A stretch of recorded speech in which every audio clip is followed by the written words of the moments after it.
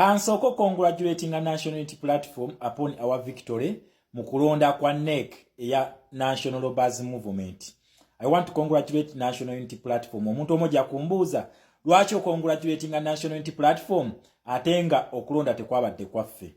ye Kadaga. Nabagamba revolution eno eri spiritual eri historical. Waliwo events ezimu ezigenda okweddamu okwekola naye nga zikyusiza shaping nga ziyitira abantu naye before nga tunagenda keno waliwo akantu kenjagala okutereezaamu wano ku internet kwane bakomuledi bangi mwe mukalina mbadde sitera nnyo kwagala kuddamu bantu naye olw'ensonga nti waliwo ne kansala yazze n'akikomentinga ku kitegeeza nti ne ba leaders baffe tebamanyi oshigira tebamanyi so njaga kukiryalinga mu kantu kano katono nnyo Dennis je tweyongereko nze nagamba ndi musomesa ate wenkusomesa aidha oyiga oba otweyagala n'otwalamu ekyo so katusoke tujjo kaneno ka clearance katono nnyo muntagingireko komuledi kibirige media then tweyongereyo babulye lwaki fa abawangudde mu kulonda kwa NEC ya National Robbers Movement.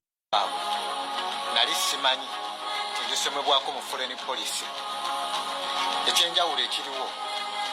ndi mu domestic policy mukulu wange asomesa ebyomusi n'embwengula asiiba ku ffe nga yasamira agamwa nze no ngamba 2026 tugenda protest vote nze newona kuba bakansala newona kuba baminister newona kuba ba MP ebyaddala nga Kyagulanyi temutadde mu ntebe teri kigenda kukyuka olina ebyokulabirako byowa simanyambo. Okay nze no sijja kuvoola naye kankuyigiriza ekintu kimu mbadde sigenda kuddamu video eyo naye wendabye nti ne kansala Nusifa Nakato yazze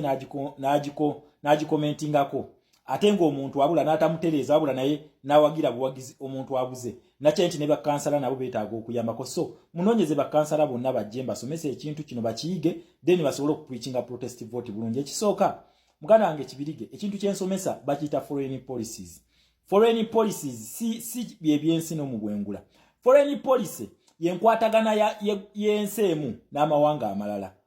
ekisobola okubeera bayirato ebeera wakati wenkwatagana emu n'eggwanga eddala oba kibeeta multilateral kiyitiramu organization tuyinza okubeera nga EU wogiraba European Union weeri oyinza okulaba nga AU weeri so organization ekyo bakiyita multilateral. So foreign policies yenkwatagana y'ensi emu n'amawanga amalala wabula ekintu ekyo kyoyogera ekyo kye bagamba nti no ebyensi no mu bwengula bakiyita astronomy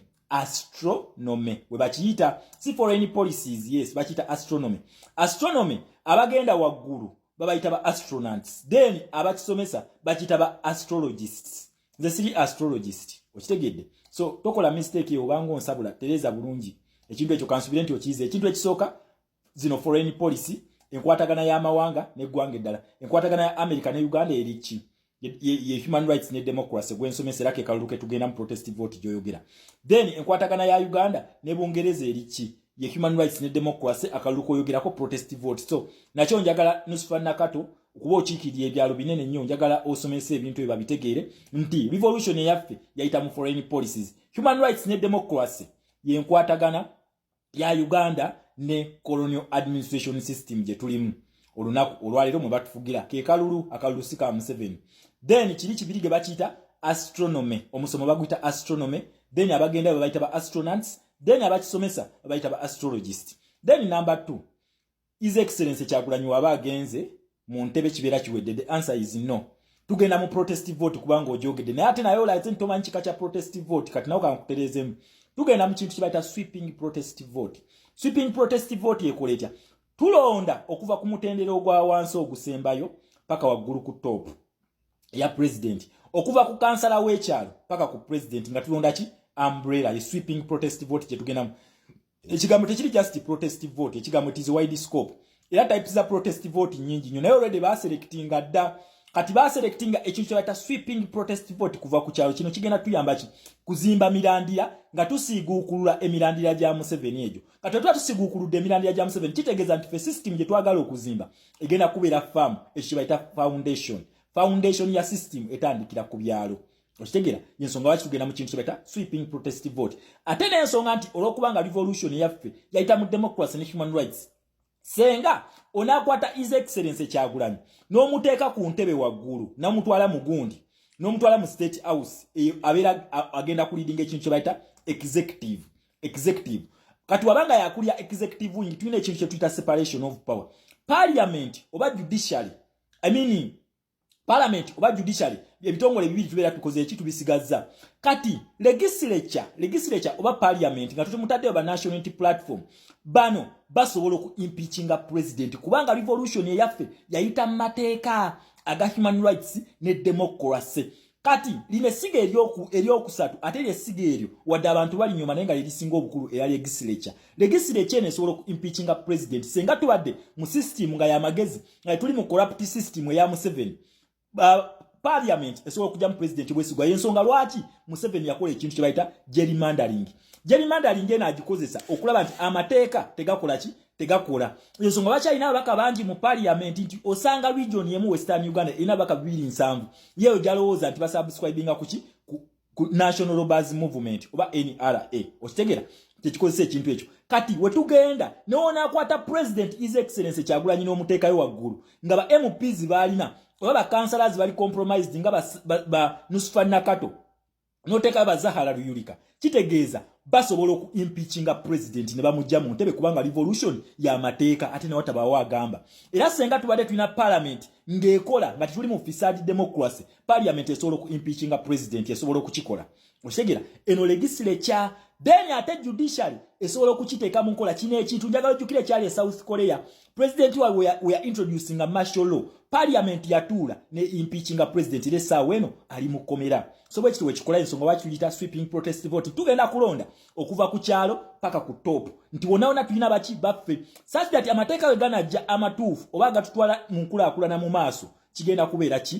kubeera kyangu nnyo okuba nti tubiyisaawo oba okuzimba Uganda empya gye tuyimbako kati. Ensonga lwaki n'olimba lwaffe lwakoze eki lwakyuse. So we tuba tulonda tofokasinga ku president yekka munnange tugenda kufokasinga ku bifo byonna byonna olw'ensonga ebifo byonna byonna tubyetaaga. Ensonga lwaki olaba secretary general azze n'olaba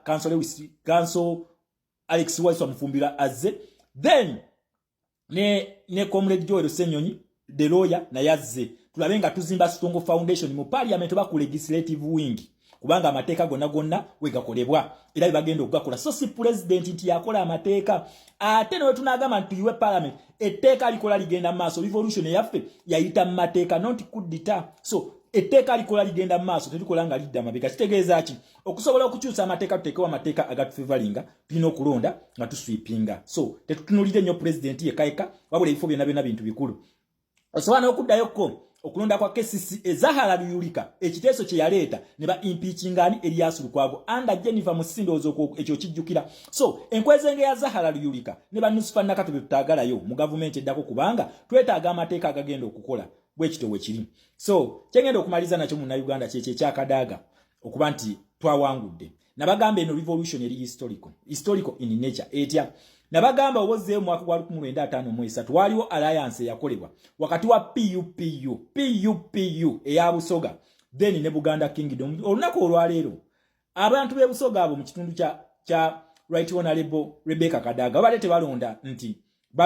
balonda Museveni oba balonda NRM babadde balonda Kadaga alina amaanyi mangi mu Busoga region mangi era kye bamukoze nze nangiridde 100% victory. Aneti Amongo tayina maanyi gasobola kukyusa region eyo